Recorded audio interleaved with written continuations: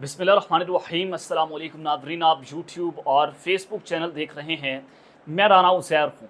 Nadreen, मैं अपने पिछले व्लॉग्स में यही खबर आपको दे रहा हूँ कि हुकूमत के लिए बुरे दिन शुरू हो चुके हैं और हुकूमत को अपना बोरिया बिस्तर गोल करना होगा, क्योंकि इमरान खान कैदी नंबर 804 उसकी अडयाला जेल से वापसी हो रही है और अब जनाब इनको अपने लाले पड़े हुए हैं, सबको अपनी अपनी पड़ी हुई है, क्योंकि इमरान खान और फ़ौज जो है उनके दरमियान कुछ ना कुछ इस वक्त मामला तय हो रहे हैं, क्योंकि ये मुल्क भी हमारा, ये फ़ौज भी हमारी है।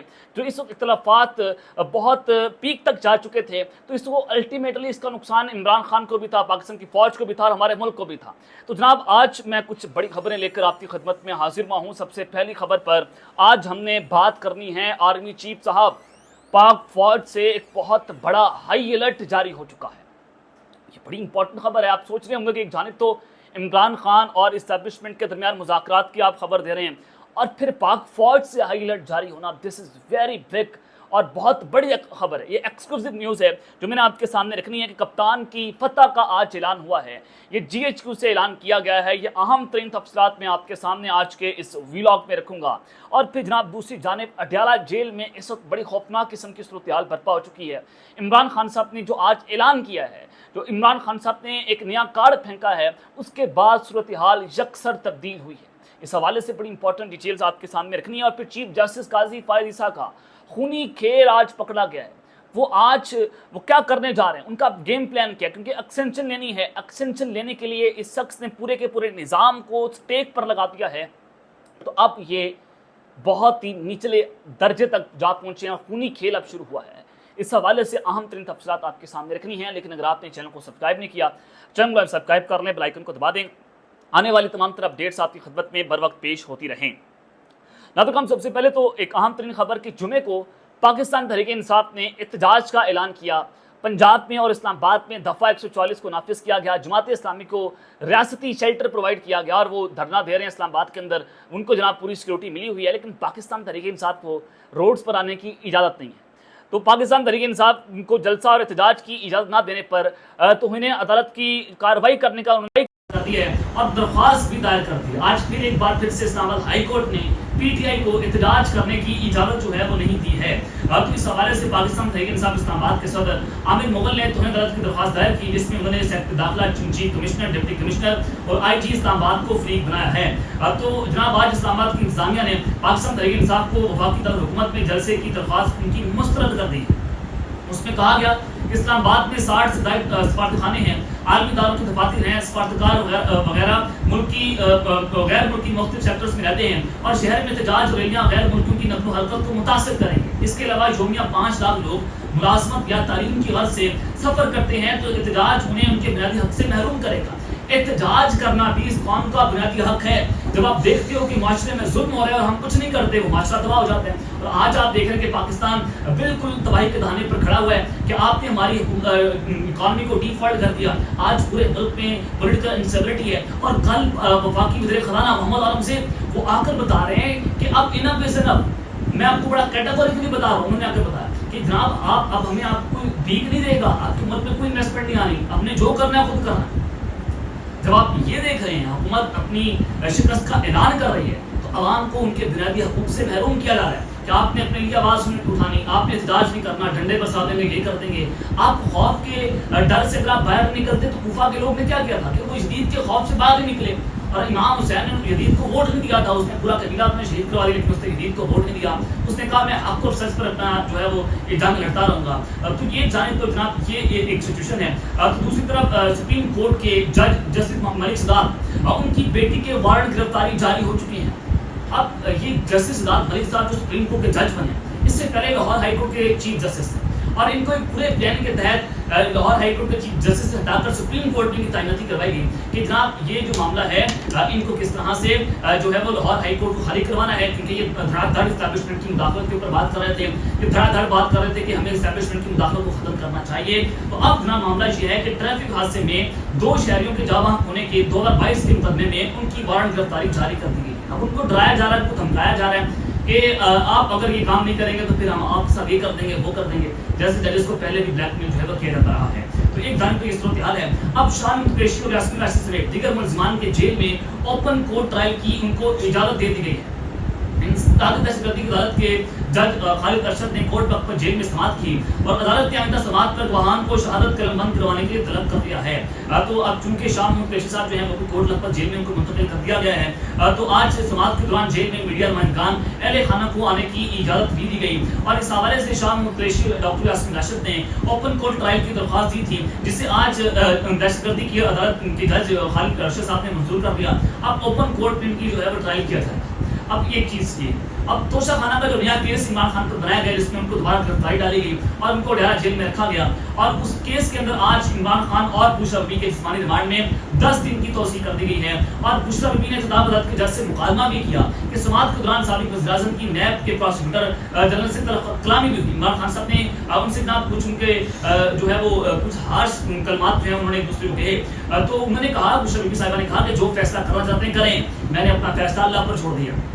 عمران خان ایک ہسٹری لکھ رہے ہیں, عمران خان صاحب ایک تاریخ لکھ رہے ہیں. اس کو پتہ ہے کہ جناب اس وقت وہ نیلسن منڈیلا کتنا باہر نکلے گا, وہ جب اڈیلا جیل سے باہر نکلے گا. امام خمینی کا انقلاب, ویسے وہ آپ نے دیکھا تھا کہ امام خمینی نے ایک انقلاب برپا کیا تھا. تو یہ لوگ اس طرح سے خان صاحب سے ڈرتے ہیں کہ اگر ہم نے عمران خان کو اڈیلا جیل سے باہر نکال دیا تو پھر ہماری موت, پھر ہمیں اسٹیبلشمنٹ نہیں بچا سکتی. یہ بات خود رانا ثورہ جو ہیں وہ آن دا ریکارڈ کر رہے ہیں کہ ہمیں پھر اسٹیبلشمنٹ نہیں بچا سکتی اگر عمران خان صاحب جو ہیں وہ اڈیلا جیل سے باہر آ جاتے ہیں. اب جناب جو اصل خبر ہے اس کی جانب پڑھتے ہیں کہ چیف جسٹس قاضی فاضل صاحب نے اب خونی کھیل شروع کر دیا. خونی کھیل کیسے شروع کیا؟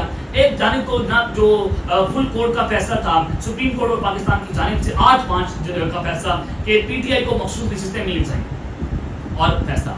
اس کے بعد حکومت جو ہے وہ اپنی 2 تہائی کھو گئی اور پاکستان تحریک انصاف ایوان کی سب سے بڑی جماعت بن گئی. اب اس کے بعد حکومت جو ہے وہ لٹکا رہی ہے, اس کی آخری سانسیں ہیں, یہ حکومت کبھی بھی گھر جا سکتی ہے. تو قاضی فائز صاحب چونکہ ایکسٹینشن لینے کے لیے سر دھڑ کی باسی لگا رہے ہیں, تو اپنے ججز کو کہہ رہے ہیں کہ آپ فوری طور پر جو ہے وہ جناب یہ فیصلہ تحریر کریں, اس کو جاری کریں تاکہ نظر ثانی اپیل سنی جا سکے.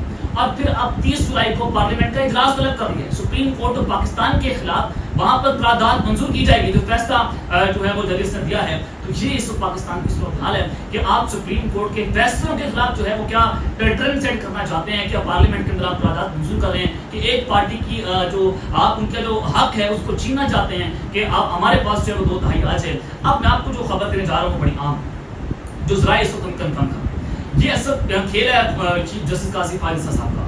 کھیل کیا ہے کہ حکومتی جماعت نون لیگ کو اگست میں قومی اسمبلی میں 9 سیٹیں ملنے جا رہی ہیں جو مجھے ظاہر بتا رہے ہیں. اب یہ اسٹیبلشمنٹ نہیں کر رہی, یہ بھی آپ کو یہ قاضی فائز عیسیٰ صاحب جو ہے اندر کھاتے آپ یوں کہیں کہ اسٹیبلشمنٹ کو بلیک میل کر رہے ہیں, بلیک میل کر کے وہ نون لیگ کو 9 سیٹیں دینا چاہتے ہیں. ان کے پاس یہ کیس پڑا ہے جس میں وہ الیکشن کمیشن آف پاکستان کو حکم دیں کہ آپ جو 3-4 حلقیاں اس کی ریکاؤنٹنگ کریں, وہ حلقے بھی پاکستان تحریک انصاف سے چھین کر ریکاؤنٹنگ میں نون لیگ کو دے دیں گے. تو اب وزیر اعظم کو قومی اسمبلی میں چیف جسٹس کے حوالے سے ایک اہم تقریر کریں گے اور سپریم کورٹ کی طرف سے اگلے ماہ کے شروع میں حکومتی جماعت کے حق میں بھی بڑا فیصلہ سنایا جائے گا. اب 30 جولائی کو میں بتا رہا ہوں کہ کل ایک اہم ترین اجلاس بلایا جائے گا اور وہاں پر شہباز شریف صاحب اہم تقریر کریں گے قاضی فائز صاحب کے حوالے سے, اور پھر اگست میں یہ بڑا فیصلہ حکومت کے حق میں سپریم کورٹ کی جانب سے سنایا جا سکتا ہے. تو اس کے اوپر کام اس وقت شروع کر دیا گیا ہے کہ حکومت اور قاضی کا گٹھ جوڑ یہاں پر پکڑا گیا ہے. اب یہ صورتحال ہے کہ قاضی فائز صاحب جو ہے اس حکومت کو بچانے کی ہر ممکن کوشش کر رہے ہیں